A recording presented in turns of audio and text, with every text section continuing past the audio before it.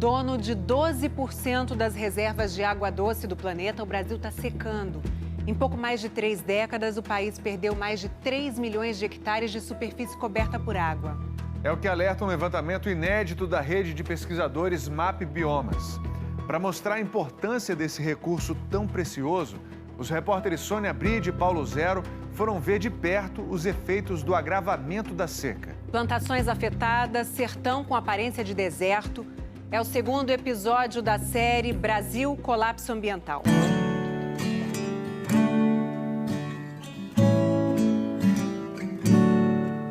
Um mundo de água que inspira canções e poesia. E aqui estou eu, atravessando o poderoso Rio Paraguai, a pé.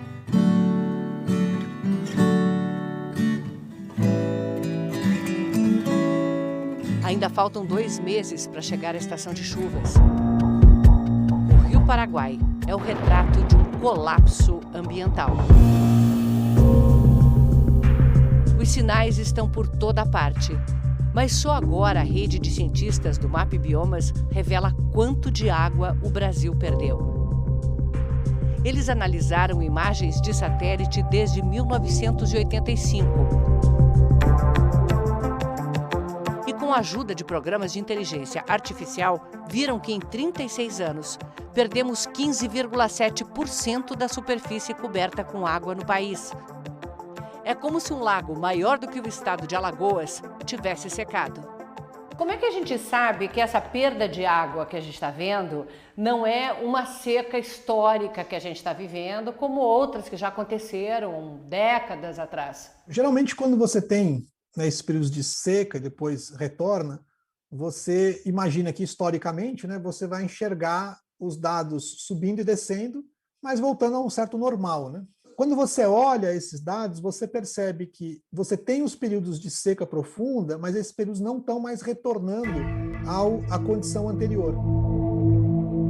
Das 12 grandes bacias hidrográficas do país, 8 estão encolhendo. O país inteiro está sendo afetado, mas algumas regiões de forma brutal. É o caso aqui de Cáceres, por exemplo, no Mato Grosso. Esse aqui é o Alto Rio Paraguai, esse rio que vai para o sul, irrigando o Pantanal. Pois Cáceres, nas últimas 3 décadas, perdeu 2/3 de toda a sua superfície de água. O que os cientistas viram nas imagens de satélite, a gente vê no chão. Pequenos afluentes que alimentavam o Rio Paraguai agora parecem caminhos de poeira. O capim seco nas fazendas é consequência, mas também uma das causas da seca. O pasto avança até as margens, onde deveria ter mata para proteger o rio.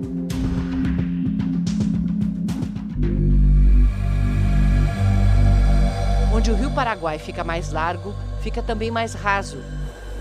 A draga tenta abrir um canal de navegação no banco de areia. As chalanas de turismo hoje não passam. Os turistas têm que vir de Cáceres até aqui, 90 quilômetros de carro por uma estrada de terra. O turismo se adapta, mas e a natureza, que sustenta o turismo? Eu praticamente nasci e criei aqui no Pantanal, Primeiro ano que nós estamos vendo o rio desse jeito. Mal começou a estação da seca. Vai ficar pior, Uma duna se formou na Bahia, onde Nilza pescava peixinhos para vender como isca. Agora ela tem de ir longe. Ano passado, para mim, foi pior. Eu assisti toda a queimada no Pantanal, então foi uma coisa assim que mexe muito comigo, Sem comida no mato, os passarinhos vêm comer com as galinhas no quintal. Rio abaixo, o impacto é assustador. O Mato Grosso do Sul, onde fica a maior parte do Pantanal, foi o estado que mais perdeu superfície de água desde 1985. 57%. Na Amazônia, os extremos provocados pela combinação de mudanças climáticas e desmatamento são visíveis. Lá está a segunda maior redução da superfície de água registrada pelas imagens de satélite. Amazônia está mais seca no Arco do Desmatamento, sul do Pará e norte do Mato Grosso.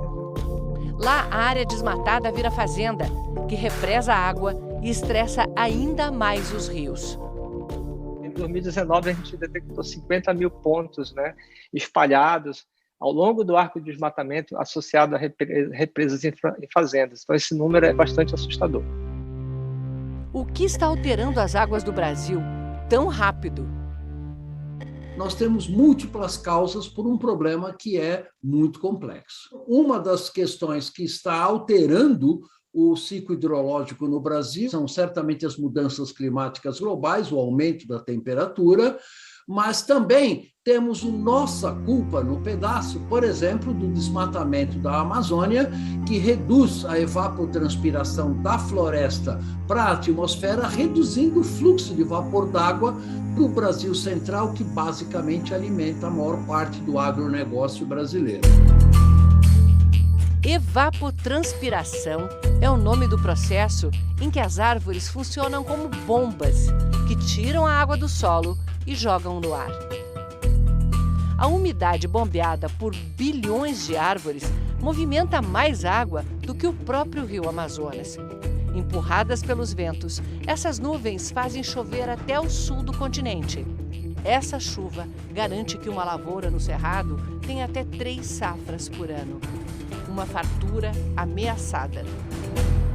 Muitas grandes companhias estão acordando para esse problema e estão começando a observar que as mudanças climáticas e o desmatamento da Amazônia está fazendo com que eles percam bilhões de dólares a cada ano, reduzindo a produtividade agrícola em áreas que estão vento abaixo da região amazônica. Então, não só o clima está mudando, como está afetando o bolso do agronegócio brasileiro e, portanto, o bolso também do nosso país.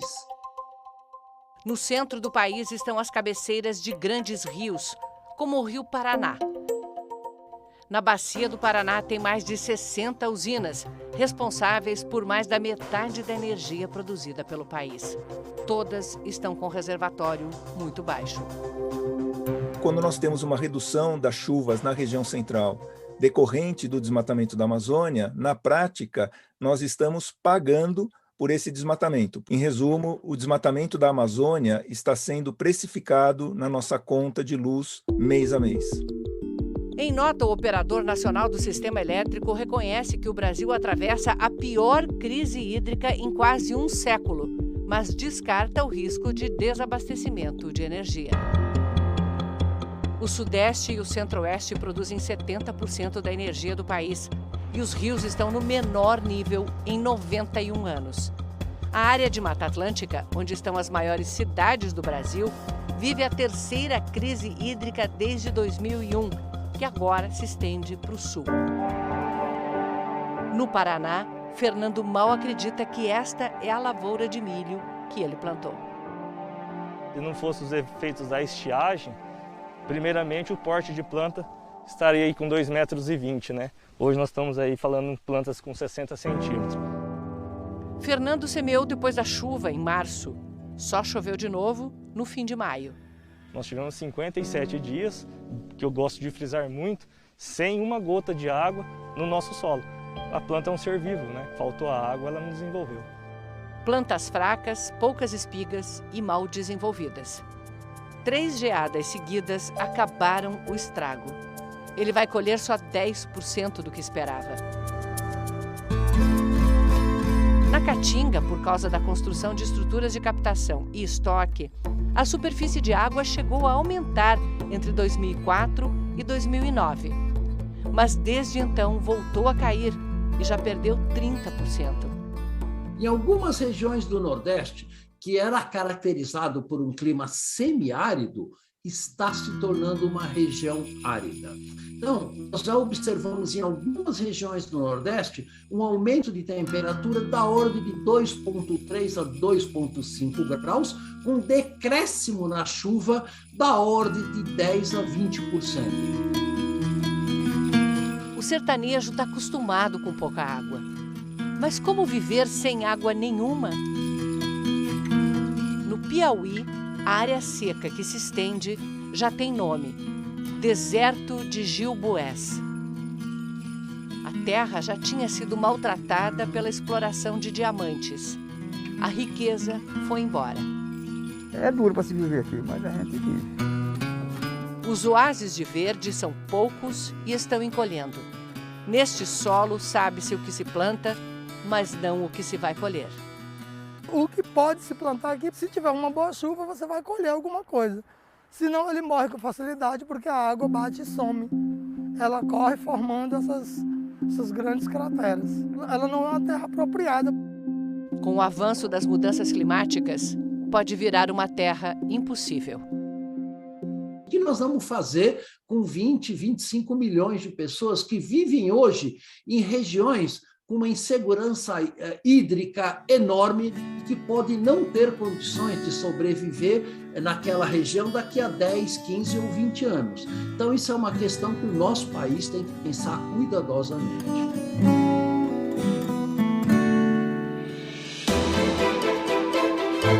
Semana que vem, o que se tira da terra e a terra que fica depois. Mineração e garimpo no Brasil.